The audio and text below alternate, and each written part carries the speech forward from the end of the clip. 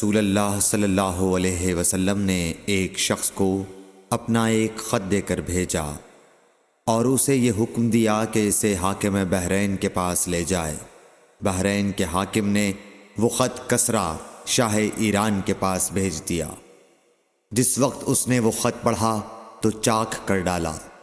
راوی کہتے ہیں اور میرا خیال ہے کہ ابن مسیب نے اس کے بعد مجھ سے کہا کہ اس واقعے کو سن کر رسول اللہ صلی اللہ علیہ وسلم نے اہل ایران کے لیے بد دعا کی کہ وہ بھی چاک شدہ خط کی طرح ٹکڑے ٹکڑے ہو جائیں۔